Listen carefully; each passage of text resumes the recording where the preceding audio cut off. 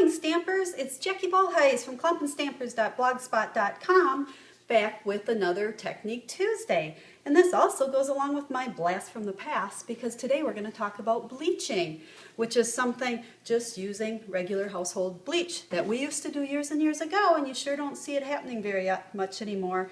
So we're going to try to revive this technique. There's really two different ways to use bleach in your stamping. The first one here is a really cute card that I made using the stamp set Just Believe. Now, don't worry about writing down what all these supplies are because on my blog I will list all the different supplies, order numbers, colors, and everything that I've used on the video. So what I want to show you here is this image right here, okay, is the stamped image from Just Believe, and rather than stamping with ink, we're actually going to stamp with bleach. Now, what I find is the easiest is I just put my bleach in a little case here. Okay, it's just one of our little small stamping cases. And I'm going to use a cotton ball, get some bleach on it, and just soak up my stamp. Okay, you want to make sure you get a fair amount of bleach on there. Now, this may take you just a couple of practice rounds. Okay, so if your first image doesn't come out just how you want, don't fret, just try it again. Take your stamp and stamp it on paper. Now I've found that if I hold it here for a little while, it really helps that bleach saturate into that cardstock. So we'll let it for just a second. While we're doing that, just a little bleach tip. If you've ever noticed, bleach always comes in a bottle that you can't see through. Well, that's because that's what keeps the bleach good. If you put it in a container like this that light gets to it, it's not going to stay good. So I put it in there, I use it. If there's anything left, I just dump it out.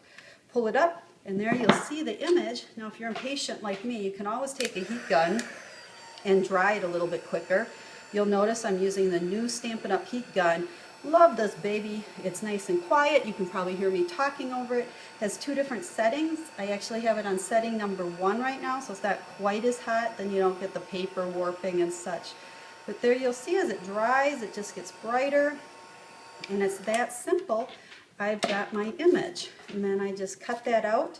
And you'll see here how I put it together on a card. Again, I'll have all of those supplies listed for you on the blog. The second card I want to show you is this one. And this uses the Stamp Set Papaya Collage. You'll notice the background here. This is also stamped using bleach, just like I did. But we also did bleach on the bird, and I'll show you how to do that. And along with that, I'm going to show you a cool little trick. These new stamping pads, how we kind of complain once in a while that they take a little bit longer to dry. Well, there's a great benefit to that. You can actually ink or emboss with them. So I'm going to ink up my bird. I'm going to stamp them down. Now you're going to want to get the powder on there really quick, okay? Don't lollygag around. Put your powder on it. Clear powder over my early espresso. This time I'm using the setting number 2 on the heat gun.